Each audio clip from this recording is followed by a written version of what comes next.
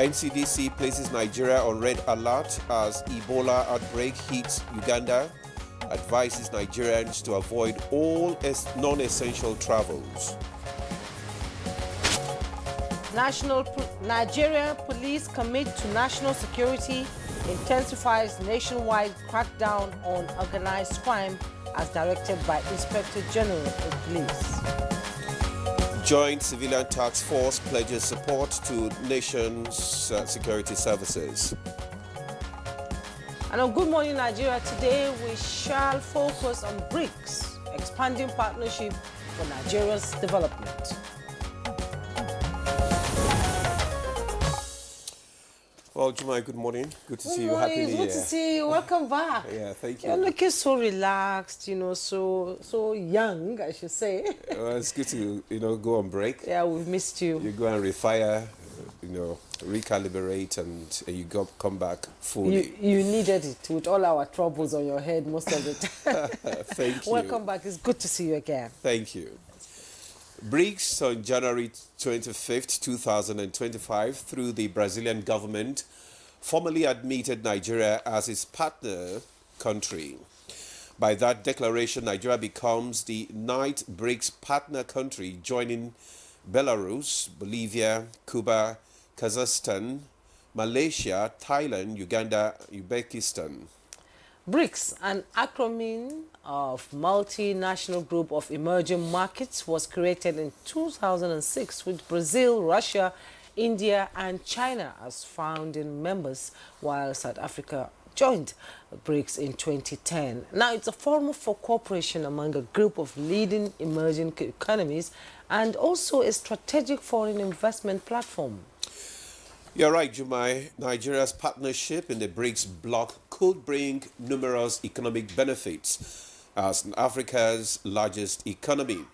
Expectations are high that Nigeria's membership as partner state will boost investment.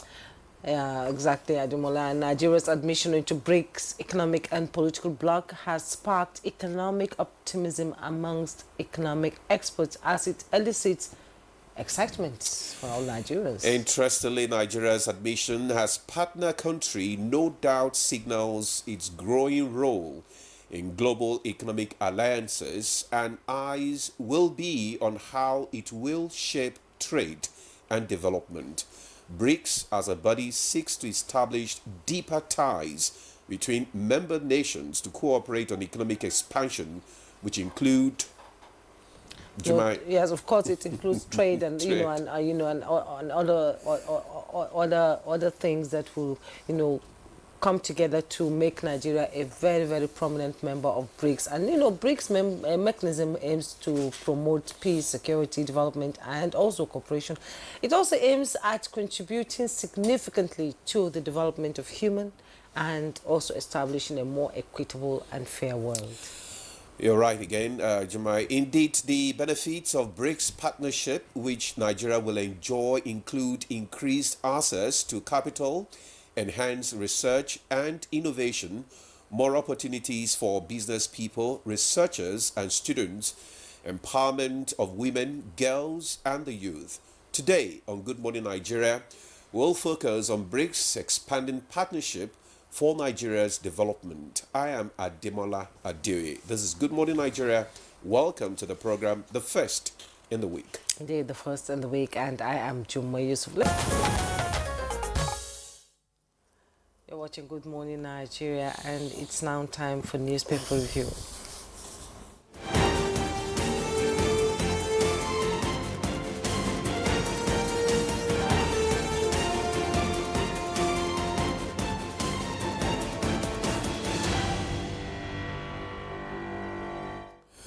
Well, our newspaper reviewer, Chukwudi Okoli Ubaja, is here. Good morning, Chooks. Happy New Year to you. Welcome back from leave. You were missing. Thank you. you. You're a sight for sore eyes. It's not just the serenity of your general deportment. It is also your sartorial. He's speaking English. You understand what I'm saying? Thanks for the I am compliments. Torrentified this morning. Hello, Jumai. You're speaking to Renchi this I don't know morning. who introduces you on this program. This parrot should take it down a bit.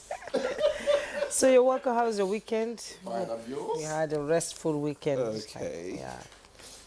So let's go to the papers, and I am beginning the paper review this morning with the Leadership newspaper, and below the masthead, above the masthead of the Leadership newspaper, the story of Ayuba Bello, how a pay scholarship sustained a family's livelihood. You find the details on page 30. And just below the masthead, FBN, why banks cannot comply with order lifting restrictions on GHL's account. If you want to know what it's talking about, you go to page 7. And a side piece of picture story, 2027, El Rufai Amechi Obi orders spreading hostility. That is attributed to the presidency. Details on page 2. Presidential assent delaying regional commissions takeover. Find details on page 7. 28 die in Ondo Road crash. Details on page 24. And 16 rescued from traffickers in Kaduna. You find all the details on page 16. And the headlines on the Leadership newspaper, Nigeria, others risk imported inflation. And with riders, experts doubt Nigeria's capacity to exploit trade opportunities. Predict crude oil price fall. And the presidency says, let's put Nigeria first. And China to report Trump to World Trade Organization as Canada, Mexico retaliate. You find all the details on page 4. And the picture story, you see their Leadership Gold Standard Awards picture series. This award is a validation of our effort, and it will ginger us to do more. That's Governor Eno, Governor of the Year. And there you see the picture there in giving his award. Emola? Yeah, thank you, Jumai. I have the Daily Trust newspaper with me, and just below the nameplates, you just talked about the Ayuba Bello story.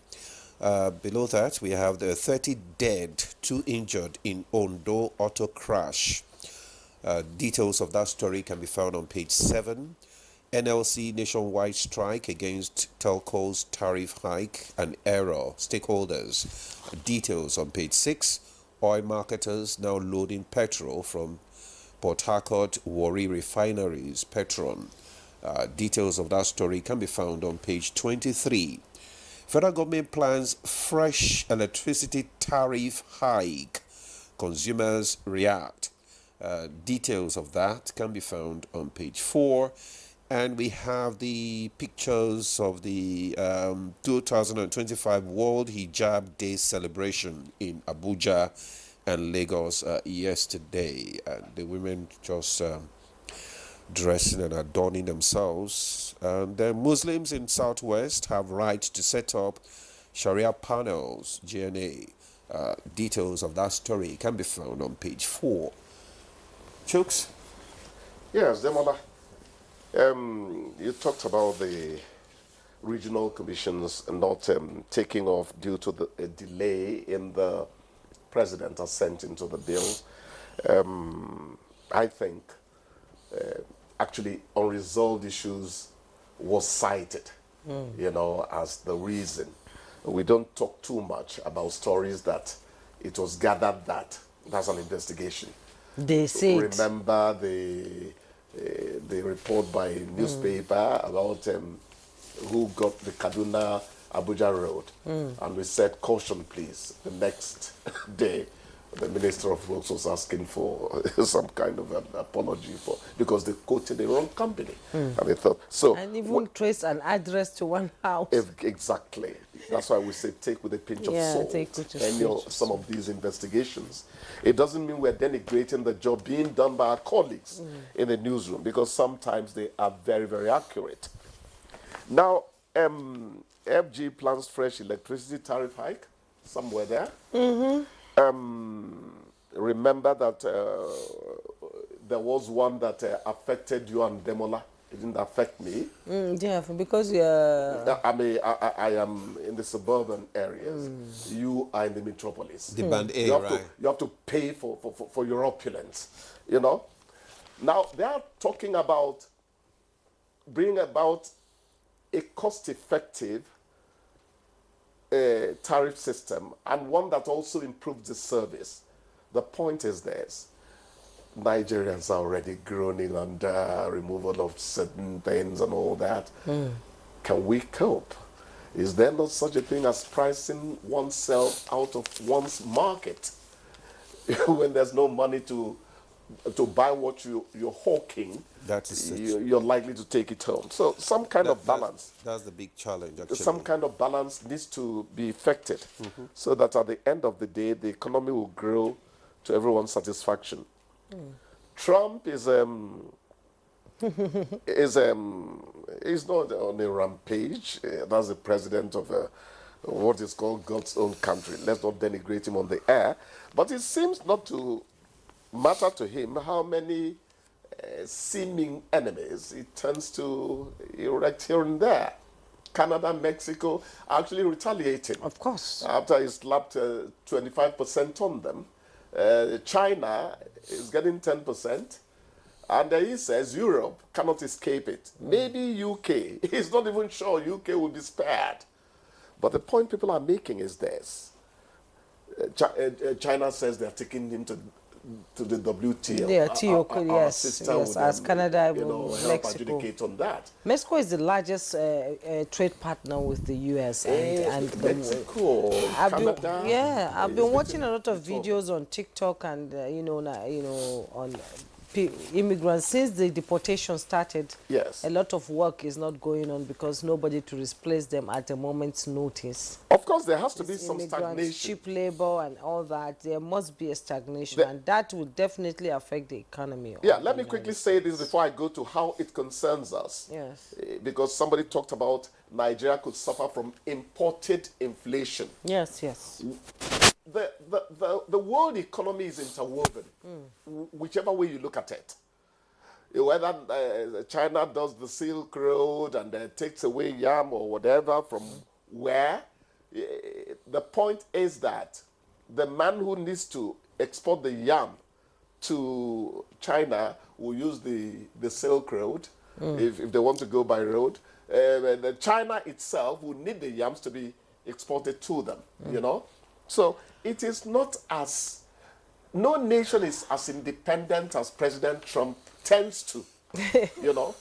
About the imported inflation, again, it goes to the fact that tentacles, the economy has, the world economy has tentacles that extend to every other person. So some of the things that are being done to Canada now could actually indirectly affect Nigeria at the end of the day. Exactly. That's it.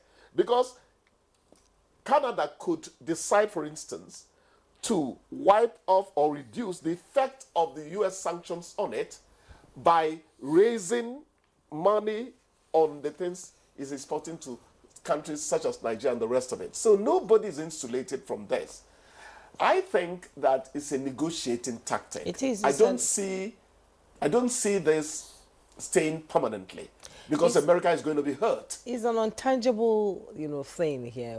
Nobody can disengage from world economy, from world politics. Well, you can't. You can't. No. I think it's a bargaining chip. And they're eventually going to say, okay, we just feel that you're ripping off America as you would always, and we want to make sure there's an equilibrium. Well, I think you just hit the nail on the head there. I mean, that's one of the campaign, promises that he made. Yes, he made. Yes. So that's one thing is that he does what he says. Yes. Give it to him. Yes. And he never took a step back, even after losing the election. He was like a shadow cabinet to the Biden administration.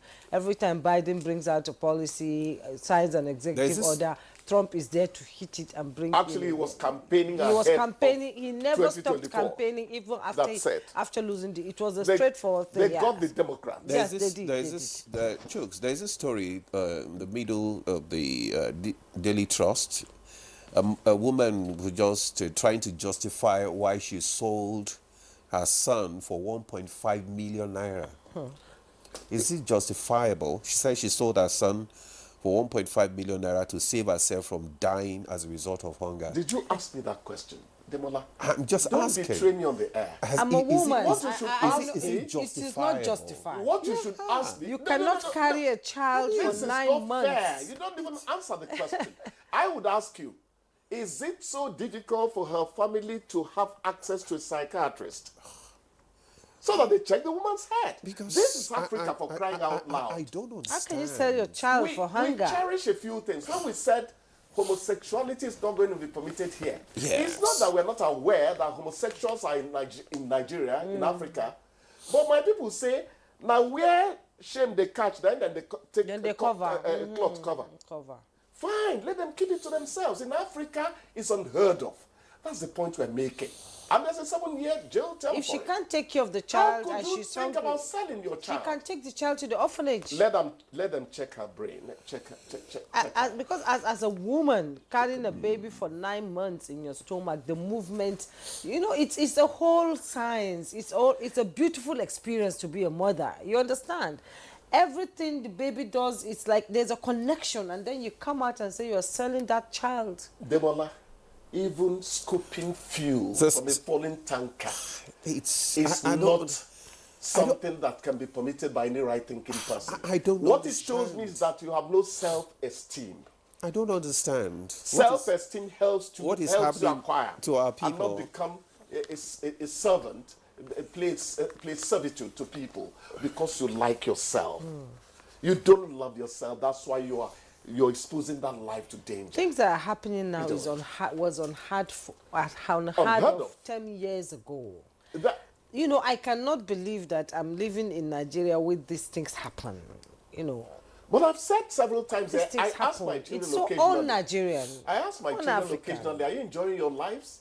And they say, Dad, yes, we are. Could it be as a I say, you result couldn't of? possibly be enjoying this kind of life. Could it be as a result of global influence? Global influence. Yes, it's there. The internet, Nigerians readily blame it all on the internet. Because- Absentee parents are excusing themselves from the inexcusable. When they say that, I tell them Japanese also have access to the internet. Yes. They keep most Chinese of their too, customs. yeah. The Chinese, the Indians. So Nigerians should not talk. So we are losing our own values. We are and losing our own values. And it doesn't seem to matter to those of us who are parents. I will tell the child, me and you go put leg for one trouser. Because I'm old school. Of course. Okay, you've got to the stage where you can go and rent your apartment. But while you're under this roof, there are certain things my eyes abhor. I think we should stick to the old school. Yes, Demola. By sticking to the old school, we now put you on hold as we go for a break. Thank you. Thank you so much, Chukudi, for coming. Thank you. We'll take a break. We'll be right back. Thank you, Timothy Yusuf, for the background report. And now seated in the studio for our conversation on BRICS and expanding partnership for Nigeria's development is Ambassador Joe Keshi, former Permanent Secretary, Ministry of Foreign Affairs. You're welcome to Good Morning Nigeria. Thank you, and Happy New Year. Happy New Year. I've just seen both of you for the first time this year. Yeah. And also here in our studio is Ambassador Olabode Adeke, former Director, Africa Bilateral Affairs Department and former Acting High Commissioner in Nairobi, Kenya. You're welcome to Good Morning Nigeria. Thank you for having me. Good morning, viewers. So, let's begin this conversation on the excitement the BRICS has generated, Nigeria being a partner of BRICS. When the conversation started last year in Russia between our Minister of Foreign Affairs, Nigerians were saying it is long overdue. We should be part of BRICS. South Africa joined before us 2010, and 19 years down the line, we are joining as partners instead of member. Can you break it down for us to understand what it means to be a partner or a member, and what is BRICS bring to the table? Because Nigeria has a lot to offer. We're a big player on global scene. We're an emerging economy, one of the largest economy in Africa, and I believe BRICS will also benefit from bringing Nigeria onto the platform. So what win-win situation, what is Nigeria getting and what is BRICS? What is Nigeria giving? What is BRICS bringing to Nigeria? Thank you very much for your question. And first, let me say how happy I am to have with me my colleague, Ambassador Adekeye. He's probably the most If there's anybody I know that's been advocating seriously for Nigeria to be a member of BRICS over the last couple of years, he's probably one. Why folks like me have remained somewhat skeptical. Why am I skeptical? And I will answer some of your concerns. You know, the same, by the way, I'm grateful for the for your report, because the conversation started way back around year 2000 with Jim O'Neill classifying some countries. It was then BRIC, not BRICS. And subsequently, meetings started between 2003. There were meetings on the margin of the United Nations General Assembly.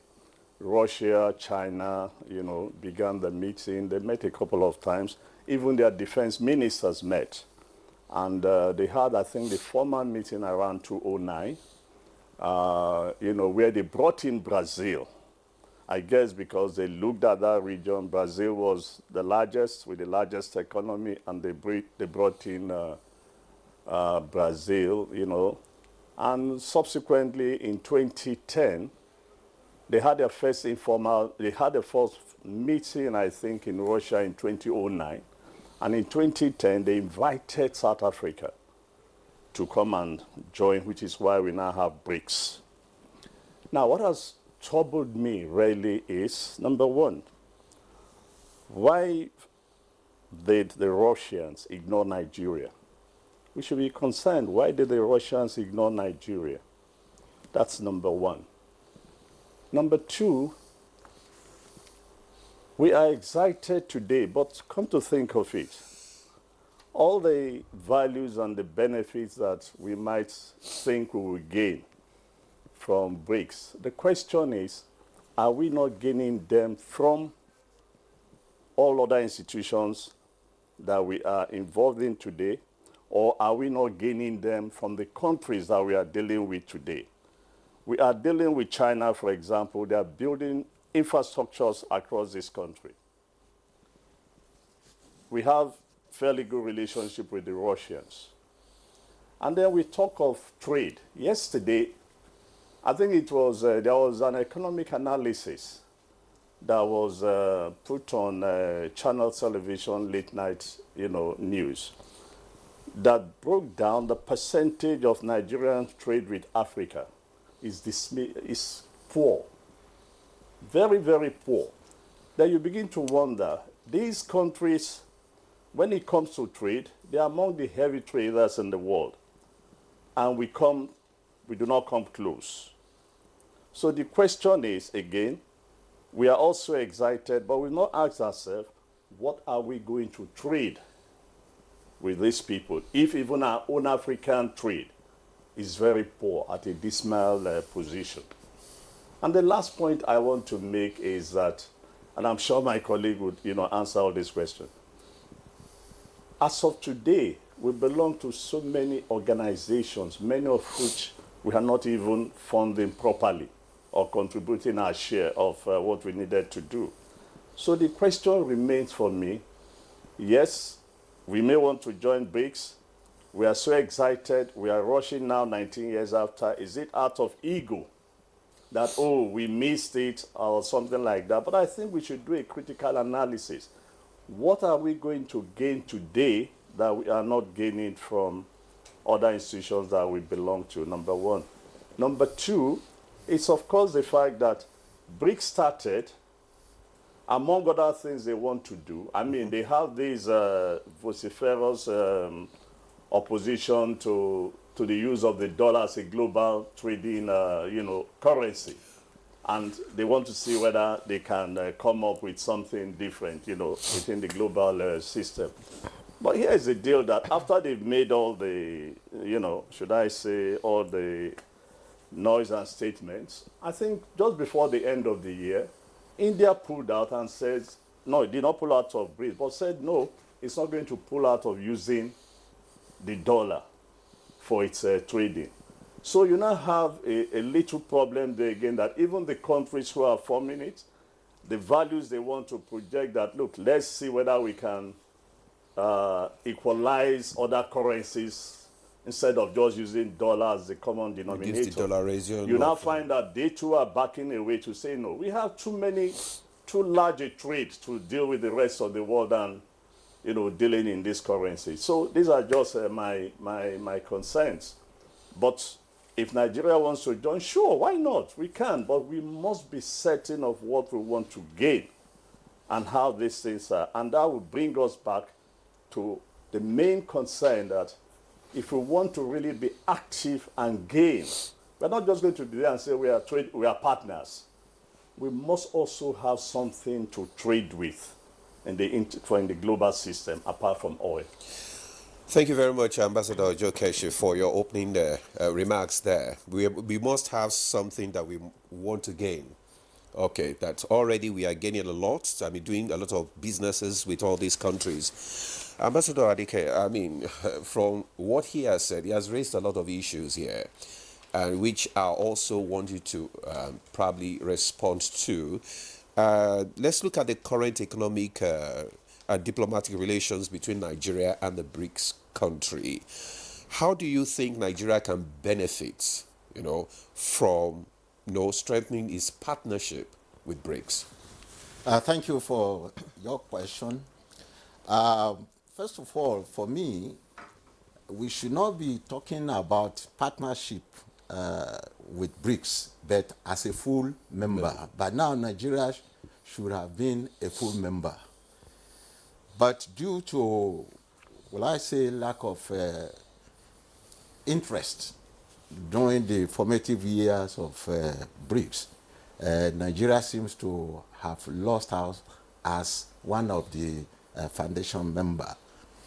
Be that as it may, I must also thank you for the background report, which it was very comprehensive. Now, what are the main objectives of BRICS? I will highlight two.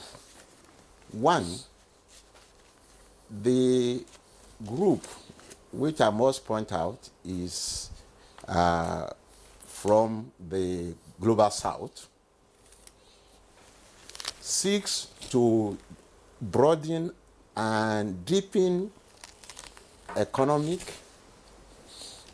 cooperation, trade, political, and other areas among members. Now, Nigeria is a developing country and belongs to the Global South. As your background report highlighted, Nigeria is a country which is in a hurry to develop its economy, to grow its economy. Not just growing its economy, infrastructure development is there. And if government, in fact, desires to achieve the $1 trillion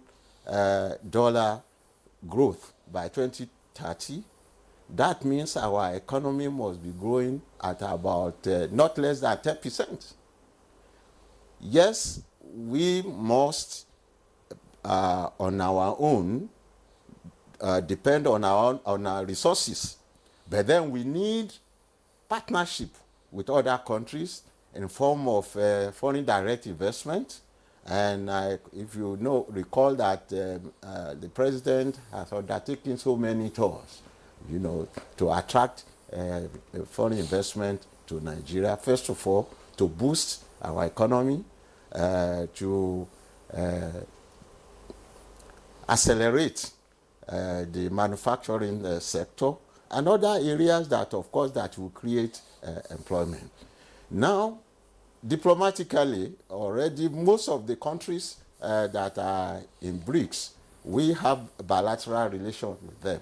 And so when we come together as a group, we have the leverage, to complement the existing cordial relations between the countries concerned. So for me, it will be a win-win situation. And moreover, who would have believed that Nigeria, through Dangote, will be exporting refined products, petroleum products to Europe today and other countries. What of our banking sector? I mean, UBA, Senate Bank have established their presence in Europe and in other countries. This tells us of unlocking the potentials which we have. Of course, how do we do this? Is by partnering with other countries, particularly those with shared interests. That's what I have for you for the moment. Okay, Ambassador Adeke, thank you so much for your opening comment there. Ambassador Keshi is skeptical. You are excited. Okay, let's hear from Ambassador Gani Lawal, President, Association of Foreign Relations Professionals of Nigeria. He's joining us via Zoom. Let's get your opinion on Nigeria. Before that, yeah, okay. We also have. Okay. Besides Ambassador Gani Lawal, who is the President, Association of Foreign Relations Professionals of Nigeria, you are welcome. We also have joining us via Zoom from Port Harcourt, Dr. Adesua Eredua, Head Bashir Adeni Center for International Trade and Investment of the Nigerian Institute of International Affairs. Yes. You are both welcome to Good Morning Nigeria.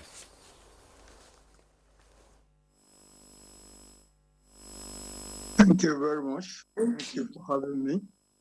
Thank you for having me. So much for joining us, and you've been listening, I believe, to the conversation in the studio from both Ambassador Keshi and Ambassador Adeke, and they've expressed their opinion on Nigeria partnering with BRICS. Let's bring in Ambassador Gani Lawal, President, Association of Foreign Relations Professionals of Nigeria, into this conversation. What is your opinion on Nigeria joining the BRICS as a partner now? And like I asked Ambassador Keshi earlier, Nigeria indeed has a lot to offer any organization that Nigeria joins, and BRICS is there to give us the leverage, over what other organizations has not offered Nigeria. And Nigeria seems to align itself with, an emerging economy, like Brazil, India, Russia, Egypt, South Africa, and all that. So let's have your opinion on Nigeria's partnership with BRICS, and what is Nigeria going to leverage on here as a partner of BRICS? Thank you very much. I believe very strongly that Nigeria as a partner in the BRICS group is advantageous to the country in terms of economic and trade benefits. Like Ambassador Adeke mentioned, that most of our private sectors institutions are already having foray into the international world. And in order to give it some political leverage, it is important for Nigeria to be members of some of these countries. Now, what I would say emphatically is that the fact that BRICS is not by accident. Nigeria will not go around begging to be member, because when BRICS was formed, Nigeria was not invited. I think I can say that on authority. But perhaps in their last meeting, they thought it was that Nigeria, being the sixth largest economy and the biggest, the most populous country in Africa, will also be advantageous to them, if it's invited to join. So one thing that is not clear to me is that what is the modality? What are the minuses that are accruing to partner members that cannot be accruing to partner members, but as a full member, you probably have an advantage over a partner member. But having said that, Nigeria has a national interest of growing its economy. And within the international arena, Nigeria will seek to be part of any institution that offers it an opportunity to develop its economy. And lastly, I don't think BRIC is set up in order to rival any dollar-denominated trade. No, I think it's just an alternative. That is to say that people are already fed up with a unipolar world, and now that we can have multipolar world, that what you cannot get from A, you can always get from B. So I, believe very strongly that Nigeria membership of BRIC is very advantageous to the country. Thank you very much. Very much, Ambassador Lawal, for your opening shots there, and thank you for bringing some clarification into the discussion. Let's go to Dr. Adesua now, and let's hear thoughts on Nigeria's partnership with BRICS, especially the key areas. What are the key areas you think Nigeria should prioritize in its engagement with BRICS?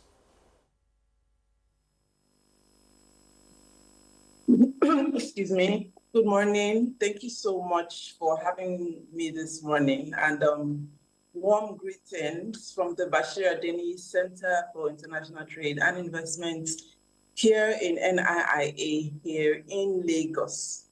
It's an honor to be here. So this Nigeria's partnership with BRICS Plus, can be transformative. While I will acknowledge the optimism and the skepticism of the partnership and the opinions about how belated it is, which is true and is correct, now that it has happened at this time, it can be transformative for Nigeria, especially has been mentioned already by the ambassador that the fact that Nigeria is on an investment drive. I think this is a wonderful opportunity for Nigeria to ramp up that drive, ramp up the numbers by way of investment. So the potential, and I call it potential benefits because there are potential benefits, there are potential challenges, but I want to see the transformative nature of it, that a partnership with the BRICS nation, with China, with India, Brazil, Russia, South Africa too, can strengthen, improve trade, ramp up our trade numbers. Why trade? Because currently, for example, South Africa's trade with within the BRICS conglomerates, just the 5 of them, is about it's close to 25% of their total trade, just within the BRICS country, the 5 founding BRICS country. That's about 20, as using 2022 data, that's about 20, close to 25% of South Africa's total trade, and it's a trade surplus actually. So it can be transformative for Nigeria if Nigeria has the opportunity to actually do this correctly. And I say do this correctly because Nigeria has to engage by having, this is to answer your question, by having or developing a specific BRICS engagement strategy. What is our strategy to engage with BRICS so that this is beneficial for us and not otherwise? It can be beneficial for us by improving trade and thereby economic growth, increasing the growth rate of our economy, the potential for infrastructure development for Nigeria, the potential for industrialization. If we engage strategically, properly, if we lay out specifically what we want to get out of this partnership, if we're focusing on trade, for example, that means we have to draw up effective trade agreements that benefit us. Okay, we have to drop effective great trade agreements. If it's an investment drive, if it's an infrastructure drive, it's an investment drive, that means that we have to put reforms out there that actually attract sustainable investments So I think that for us to engage effectively, we must come up with an engagement strategy, an engagement plan, and government must actually properly put set the groundwork to benefit and not otherwise. So yes, there's a lot to benefit, but we have to draw out an engagement plan that prioritizes national interest, that prioritizes reducing or having sustainable debt levels, for example. Thank you, that's it. Okay, Dr. Adesua, thank you so much for your opening comment. Now, we're returning to the studio to talk more on this issue, as you've talked about drawing an engagement line. Now we're witnessing a transformative shift in global power dynamics. Now, how can Nigeria BRICS partnership be viewed and understood within the global, broader context of evolving global influence competition? You are ambassadors, you know all about these bilateral engagements, and how do we begin as Nigerians to view and understand this partnership that Nigeria is going into with BRICS? Ambassador Keshi. I think for me again, there are a couple of things we need to understand, that for us to benefit, we need to do a lot of work more internally. Because if you join these organizations more out of your ego and the fact that you probably feel ignored in the early 2020s and so on, and now you want to be a partner or you want to be a full member, you must also be sure of what you are bringing to the table. When you look at the economies of the current members of BRICS, or those who want to join, within the African context today, continent today, we are the fourth largest economy. Maybe our rebasement may, put up above that.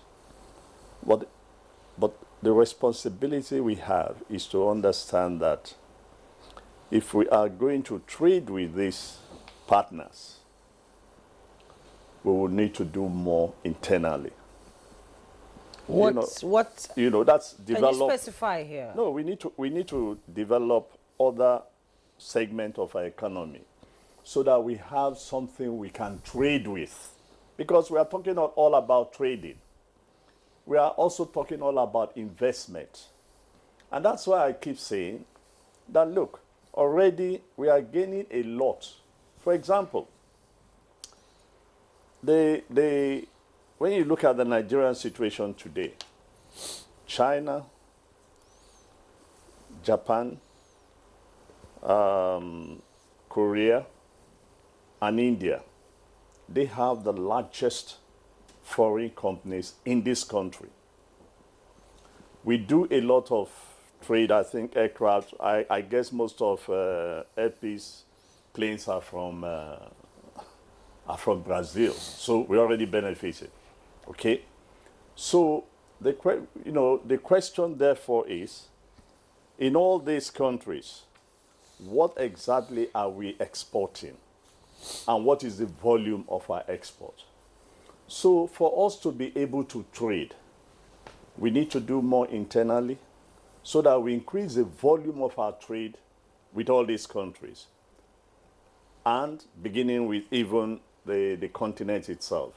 When you look at South Africa, as she pointed out, when you look at South Africa's economy, South Africa is trading virtually on everything. I mean, you remember there was a time there were about 20 or 50 something South African companies in Nigeria until, our economy went south. ShopRite is, for example, their poster boy in this country, for example. So these are the things that we need. Yes, DSTV, MTN. So these are the things we need to begin to do. That it is not a question of just joining. It's not a question of living in an illusion that, our investment, people will come and invest. Where are the investors coming from, by the way? Let me make this point, which I make all the time. Nigeria is a very important country within the global system. Yes. It is generally recognized. But we have to do a lot more for people to respect that, to be able to deal with us. And we do not have to go begging to be member of any organization or get excited just because I call it our ego. If we care about our ego, let's do more at home so that every aspect, including culture, including sports, that we are tops. You know, look, I'm not a fan and I don't like Trump's policy. But when you go back and look at what's going on in America, when I was growing up and in school in this country, and I'm sure many of my generation can remember, when you take every indices of development in the world, America was number one. Today, in one of the areas where America was number one for more than 20, 30 years, education, America is about number 15 or number 16. So if the man is complaining that America is losing its top positions in the world, you can understand why. And that's the way we should feel. It's not enough to say we are important. It's not enough to say that we have a population of 200 people. What are we doing with that population? It's an asset itself. How are we building that population? These are the issues. So when you develop your own economy, you have peace, you have a strong military, you can engage the world in from a very strong position and from an assertive position as well. That's my, what I keep believing that. I'm not saying don't join, but you must also have a very concrete reason why not only you are joining, but what you are going to offer. Because it's not a one-way traffic. As we are looking for investment, these other countries are also looking for investment. Now, we will lose more if they begin to trade with us. And you look at the balance of trade, they are gaining more, and we are not gaining at all. And these are things that, so in joining, we should also, I like the word the lady used, strategic engagement. Yes, rather than strategic engagement, we should begin to do some strategic thinking of how to, the government is doing its best today to see whether the economy can be transformed. And by the way, let's not forget, the same Jim O'Neill was the one who also predicted in the year 2000 or something like that, that by 2020, Nigeria could or should become one of the 15, by year 2025, Nigeria will become one of the 20 largest economy in the world. We've not made it. And I think that should worry us as well. Do you also agree with her on the engagement plan, drawing an engagement plan with Brexit? No. Part of the engagement plan is not drawing with, with BRICS. It's BRICS. The engagement plan is here, do some strategic thinking of how do we wrap up this economy virtually in all sectors so that we have things that we can export. Yes, he pointed out Dangote is exporting refined oil today. We need to do more in the agri sector. And in all these sectors, agri, for example, there are many areas you can look at. And you begin to wonder why we are not wrapping up agriculture. Once upon a time, we were the largest producers of oil palm. And granules. Think of what could have become if we had developed our rubber. In 2029, one of the founders of GTB, what's his name again? Advised. Is it Fola Adeola? Fola Adeola in Washington at a meeting advised Edo State that they could become the rubber capital of the world. All they need to do is plant, and investors will come and build up, factories that will produce byproducts on, rubber. That was in 1999. Do we have them today? No. So we have possibility for rubber, but we are not producing. I don't know how much is our rubber export. So that becomes, what are you exporting to these countries? Or is it going to be one way? They'll be exporting everything to us. We will not be exporting, or we have nothing to export. So I'm saying we need to do more critical work, and urgently too, so that we do not just go and become members for the sake of becoming members. Okay. Thank you very much, Ambassador Joe Keshi. We have to be strategic. That is what you're saying now in our engagement with BRICS. Ambassador Adike, now, from what they have said so far concerning this issue of trade and investment, what support mechanism, do you think we can put in place to facilitate trade and investment, one? And secondly, from what he said, there is need for us also to protect our domestic industries here in this country. So for economic cooperation with BRICS nations, how do we protect our domestic industries? Thank you very much. No country opens its borders just for all products to come in. And of course, there are rules and regulations, international rules and regulations that govern trade between countries. But beyond that, I would want to say that we have had enough lamentations about what went wrong in the past. I think we should now move forward. We want to unlock Nigeria's potential for sustainable development. And how do we do this? For example, take the ICT. Today we are talking about AI. Lagos is a hub for ICT, and it is recognized internationally. Our boys are very innovative, and so we have these services, to export to the world. One of our strategic mineral resources, which are being mined illegally and smuggled outside, and I'm pleased to say that a state like Nasarawa the governor had invited, some investors to add value, to the minerals produced in that state. So this is what we are talking about. Yes, it has taken time, but history is not destiny. We must move forward. Nigeria, I believe, is ready. If you are talking of the population, we have the youth, which are ready to go, to contribute their quota to the development of our economy. So, like I said, Ambassador Keshi was talking of what are we bringing to the table. Of course, there are so many things we are bringing to the table, and bilaterally, a lot has been going. Take, for example, you have the New Development Bank of the BRICS, which offers loans at concessionary terms. In fact, 30% of the loan will be in local currency. And when you obtain this loan for infrastructure development, you can pay 30% in local currency. That reduces your dependence on dollar.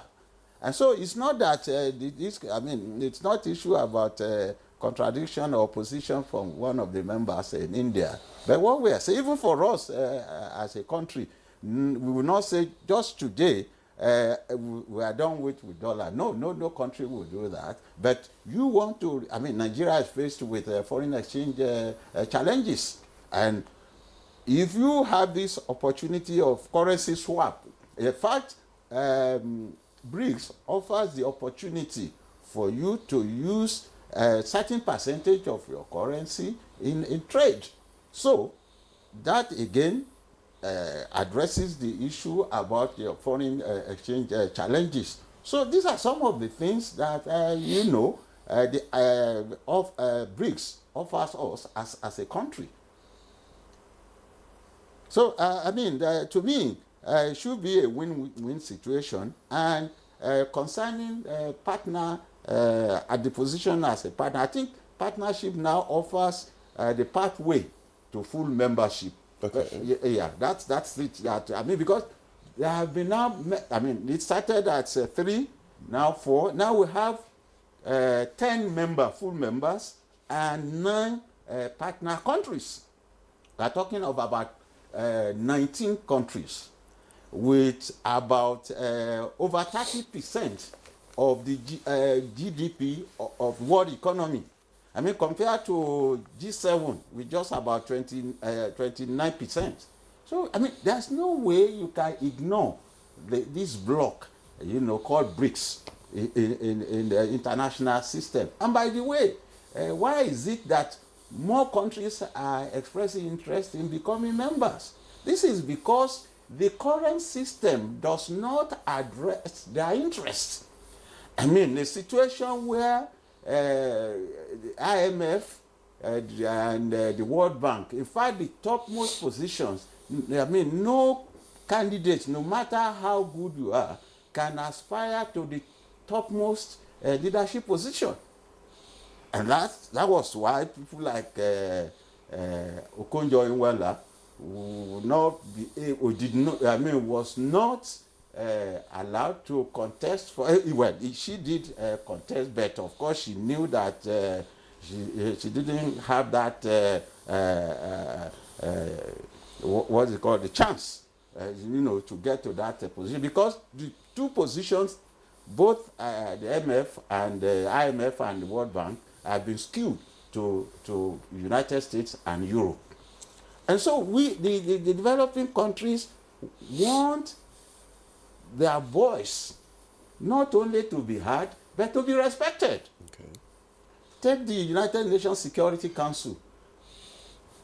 African countries are not represented at that level, and so we need to be represented, okay, where the major decisions of peace and security of the entire world are taken. So this group offers us that opportunity, for us to also express our concerns, even issues like climate change. We are the victims. The developed countries are the ones contributing more than 80% of the carbon monoxide to the air. Okay. And today, we are the ones suffering more. And when it comes to mitigation and, of course, adaptation, the fund required to address this concern, they are very reluctant to give. Okay.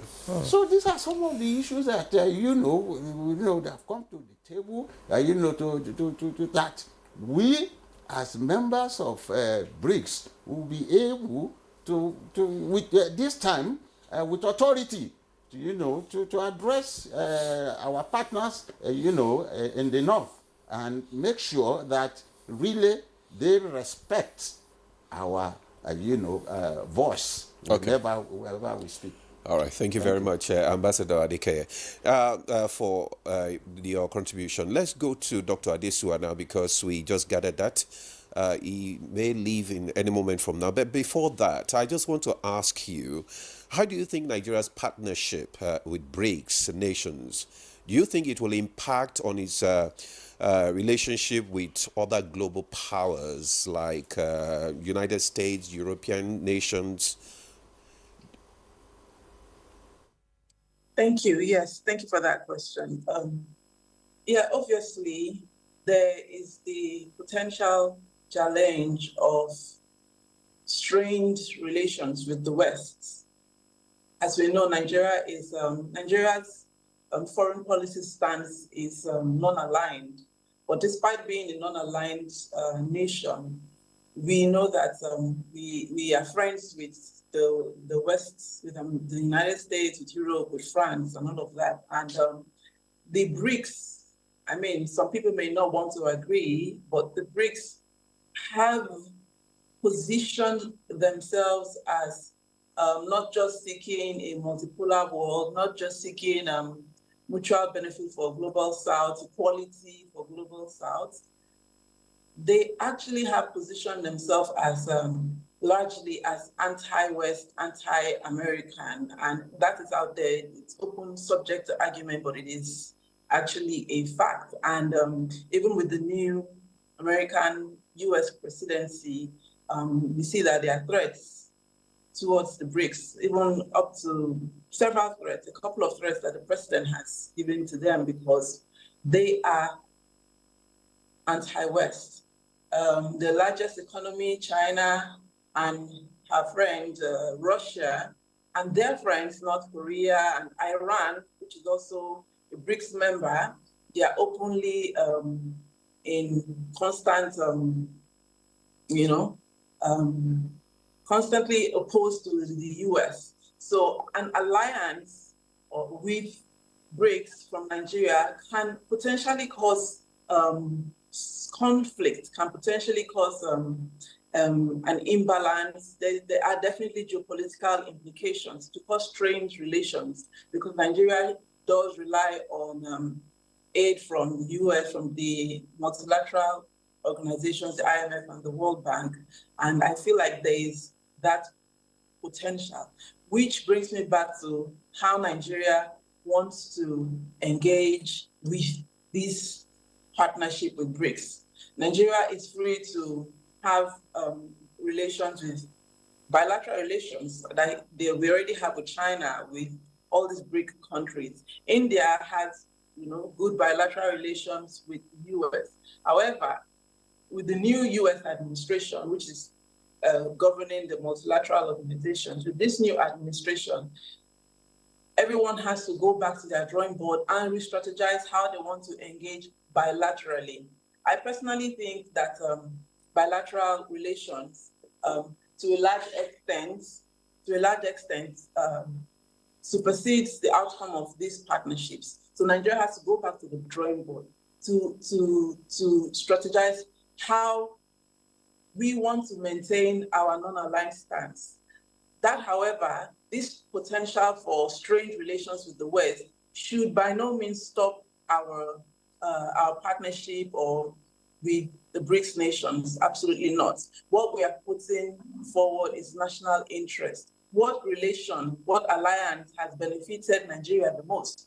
Nigeria is all these years has been aligned with the West, but what has it got us? So it is actually time to test other waters and do that in a strategic way, put out sound economic policies that ensure that this is not just another relationship with a lot of hype and nothing to get out of it. Dr. Adesua, before I let you go, we have like 2 minutes before the break. Before I let you go, BRICS has been, described as, weaponizing, economic independence across BRIC members and partners. Now, which area of trade do you think Nigeria will maximize her potentials when it comes to trade among the BRICS nation? Traditionally, I would like to say crude oil trade, that's what we put there. But recently, I am of the opinion that, especially we at the Bashir Adeni Center of International Trade and Investment, feel like with this new BRIC partnership, we should take a look at our solid mineral sector. We should harness this partnership with the BRICS nation to build and develop our failing solid mineral sector. I mentioned South Africa's trade that is about 20% with the BRICS nation. South Africa's trade in solid minerals with the BRICS nation alone is 10%. It's over 10%. I'll say that again. South Africa, in her trade with BRICS alone, in solid minerals, is 10% of their total trade. It's 10% of their total trade. So personally, I think that we should harness that. Now, while we may say that we don't have a trade, we don't have a sector, or the sector is not developed, I think that we should harness that to develop the mining sector for the potential to trade, not just for the potential to trade raw minerals, but potential to process, to mine, process, and trade in processed solid minerals. I think that that's what we should be focusing on for Nigeria. It will give us the opportunity to get that sector up, okay, to reduce the illegal mining that is going on there, opportunity to actually focus on drawing proper regulatory framework for the solid mineral sector, opportunity to get knowledge, technology transfer, to industrialize the mining sector, and then trade.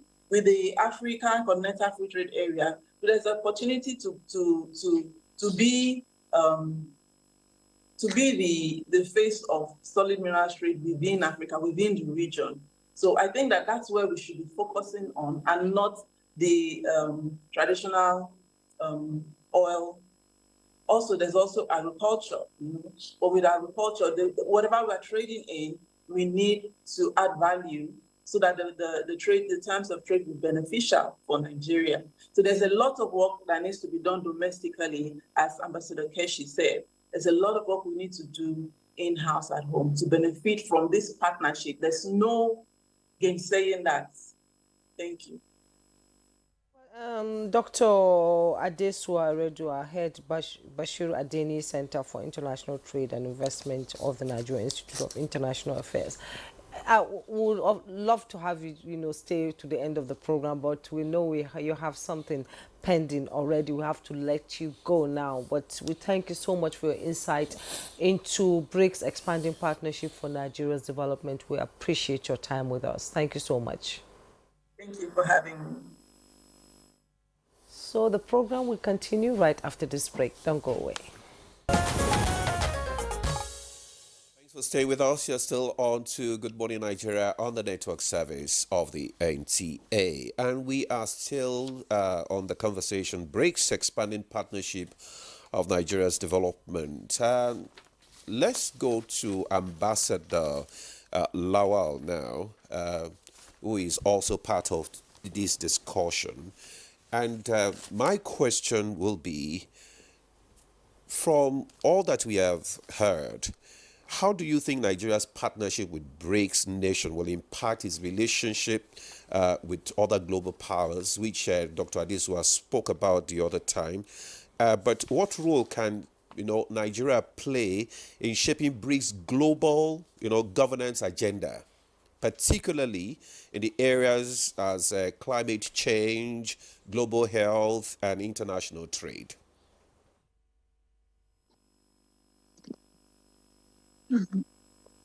Thank you very much. I want to allude to the position of Ambassador Keshi that we need to do more internally when we are teaming up with international organizations, whether in terms of trade, politics, and economy. Nigeria can contribute significantly to BRICS in terms of providing opportunity for our youth. Nigeria has a very large youthful population, and in cooperating with other countries, all that means is that through our relationship with these countries, Nigeria could attract labor-intensive productivity, which will provide employment for our youth. At the same time, Nigeria can also benefit from BRICS in terms of having alternative source of our needs from the international arena. For instance, we've just heard recently a particular country saying that it's going to fight the whole world using taxes and reviewing in a way of stopping import and export. If Nigeria is not able to trade with that particular country, BRICS offer Nigeria an alternative whereby we can also export our expertise and products. I also want to say that Nigeria has more chance in developing a capital-intensive industrial complex in terms of mining by cooperating with countries like countries in the BRICS. A lot of time, Nigeria has had a lot of brick wall in dealing with the Western multinational institutions. Now, BRICS provides Nigeria an alternative. And as I said earlier on, it is not about a rivalry or about competition. It's about having alternative source of playing and growing your economy. Nigeria's interest is not necessarily the interest of any other country. Every country has its own interest. Nigeria's interest is to grow its economy, and it's in any organization in order to draw resources and get support for what she needs in terms of developing our economy. Another thing I think Nigeria could benefit from BRICS is Nigeria could have the potential of mechanizing and agricultural productivity. Instead of exporting raw materials, Nigeria will have opportunity to import industrial goods in order to aid the mechanization of agriculture. Nigeria has a lot of advantage in terms of agricultural productivity. But what is missing is how do you mechanize your agriculture? How do you get implements from your partners in the international arena to mechanize your agri?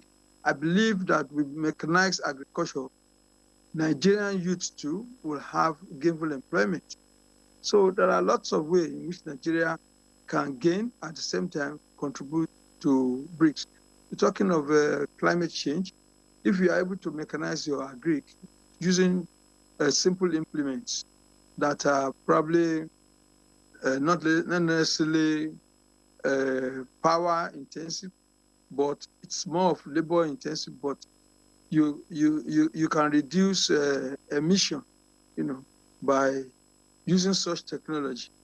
So I believe very strongly that if Nigeria is able to get a lot of resources in a partnership with BRICS in trying to mechanize agricultural potential, that's a win-win for both Nigeria and BRICS. Thank you. I'm still going to stay with you, Ambassador Ganilawal. They say BRICS will help unlock critical opportunities in trade, investment, and agriculture. And despite the enthusiasm from, economic expert, development expert, and all that, analysts also say there are hurdles that must be scaled. So how can Nigeria begin to scale these hurdles for them to reap the potentials that this partnership will bring to Nigeria? Yeah, scaling these hurdles has to do with our own internal dynamics. Because like the Yoruba people used to say that it's a child that lifts its hands that you carry. Nigeria must position herself, in a way that it can be helped. For instance, there are a number of social capital deficits in Nigeria. Things like corruption, dishonesty, sharp practices. Some of these things government need to stand up against it. By the time we are able to do that, I believe Nigeria will have positioned itself to be a trusted partner in any area of cooperation. So having to do this is very, very important for government. I don't see how government will fold its hands and allow people to go around spoiling Nigerian names without taking measures to stop it. So that is part of our own internal dynamics. And that is how we have to show our own readiness, to be part and parcel of the world movement. And in order to be able to also help ourselves, even help those who help themselves. Nigeria needs to do a lot of homework here. And I'm sure we are already on that trajectory, with the present government. I hope they will be able to sustain it. Thank you. Ambassador Lawal, for your contribution there. Let's come back to the studio now. Ambassador Joe Keshi, earlier on you talked about the fact that, Nigeria is joining the other nations, but is doing less concerning African nations here.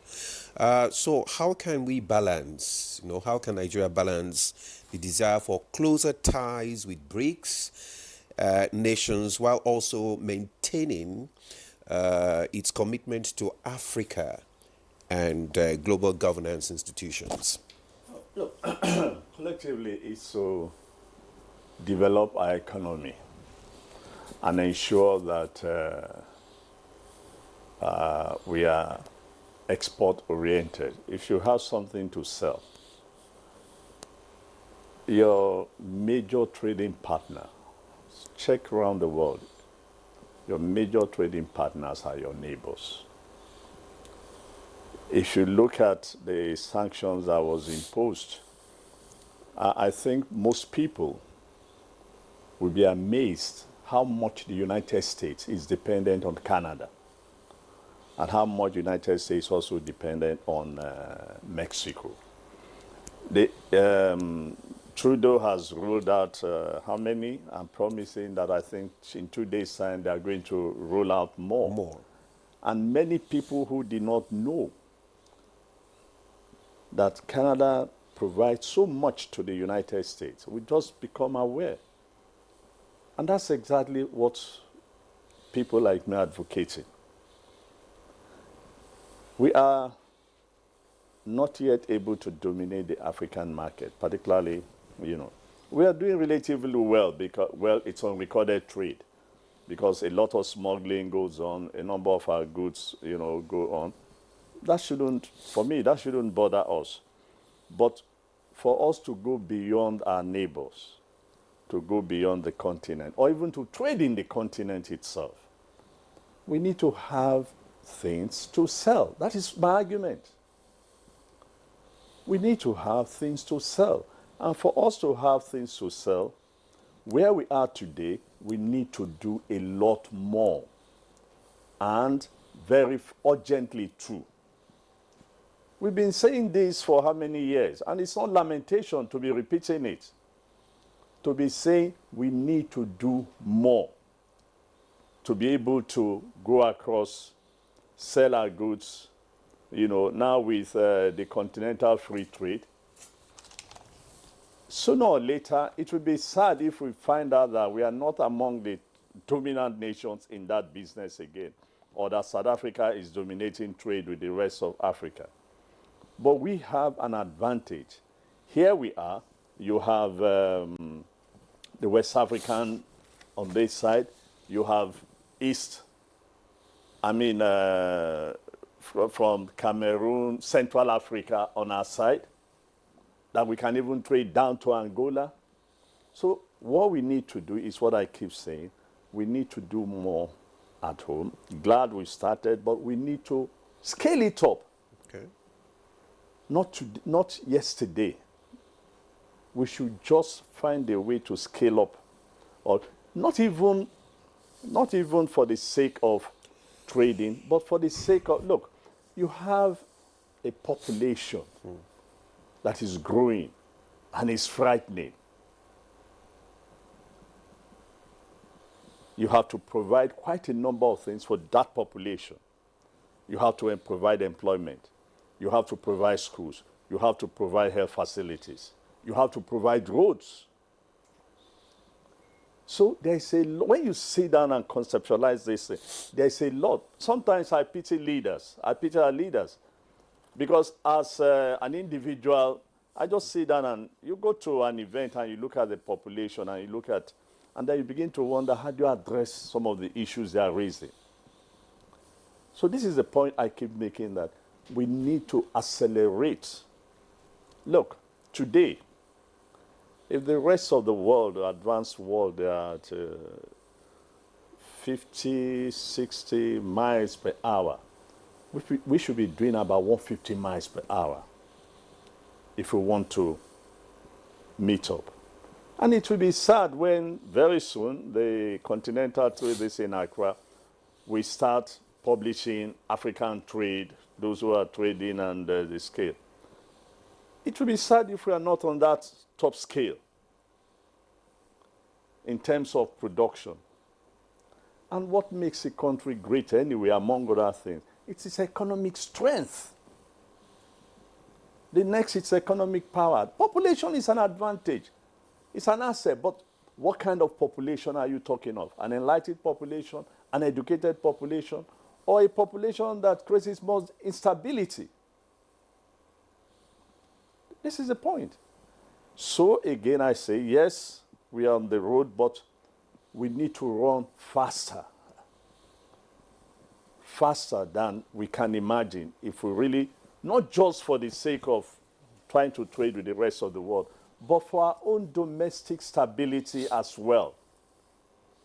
I hear everybody say, oh, we have a large youth population, has everybody done a critical analysis of that youth population? You'll be amazed that youth population is not ready. You see the youth you see in Lagos doing ICT. Go beyond Lagos, for goodness sake. Go beyond Lagos and find out how many of them are involved in this. In a few places, you just have more of Yahoo boys. Good. Can you take these boys and harness them into a more productive direction? Look, we are talented. We are gifted. We have the energy. It's just how do you put all this together and move this country forward? All right. Indeed, Ambassador Keshi, how do you bring everything on the table and find critical areas that needs to be addressed? Ambassador, now let's look at looking inwards. Adeke, sorry. Looking inwards. Taking cognizance of the fact that we're a blessed nation. Everything God has given any other nation, we have it in triples. Huge potential, like you said, youthful population that are not ready. How do we get them ready so that we can harness this kind of partnership with BRICS? We see what China is doing, what Japan is doing, what Brazil is doing. How can we rein in our youthful population to tap into the potential that it might bring to Nigeria on this BRICS population? Thank you for that question. First of all, we must create employment for our youth. And how do you do that? You must train them, provide the education required for today's economy. Today we are talking of digital economy. The old system of education will no longer meet the present needs. Secondly, I believe that the government, our government today, is not just tertiary education, university. You have technical education, you have at polytechnic level, where you provide them with the necessary skills that will enable them to be relevant to the economy. Then I want to address the issue of domestic challenges. First of all, government must upscale the ease of doing business approach they have. What about the security concerns, where investors will not come to any country where they feel there is insecurity, whether kidnapping, terrorism? Government must address all these issues, and that will enable investors to come in. Ambassador Adeke, you may have to just round up quickly because of our time. We just maybe in 30 seconds so that we can get the parting shot from Ambassador Lawal as well. Are you done with your talk? The two other quick points I want to make is the fact that we must also talk about the creative economy. Nigeria, for example, Nollywood, the films are all over this part of, areas where, not only Nollywood, we have today a digital economy, as I was saying, that our government must also upscale that to enable us trade and, of course, achieve the win-win situation we desire for. All right. Thank you very much, Ambassador Adekeye. Let's go to Ambassador Lawal now. Just let us have what do you think are the key takeaways from this discussion that the policymakers need to hold on to? 30 seconds. In 30 seconds. Yeah, thank you very much. The policymakers, I'm sure they're also hearing us. The key takeaway is to try to retool our economy, at the same time engage the youths. You cannot expect any youth of nowadays to go and do the type of farming that our forefathers are doing. And the truth is that if you look at people who are in the agricultural sector today, there are people who are still using the old techniques. Government should invest, in getting modern tools that will attract the youth in going to, because agriculture is one of our comparative advantage in terms of growing the economy, either within Africa or internationally. So they are listening. Secondly, Ambassador Adekeye has spoken about education. Don't have to focus on creating universities all over the place. You are supposed to create vocational institutions and make admission processes to be easier. If you don't have 5 credits in mathematics and you have credits in English and Yoruba, that doesn't stop you from learning agricultural production. So these are the areas that I believe the policymakers should look at: ease of access to get skills, and ease of access to get tools, ease of access to get finances. Most of these countries are talking about they grow their economy through credit facilities. How many of that do we have?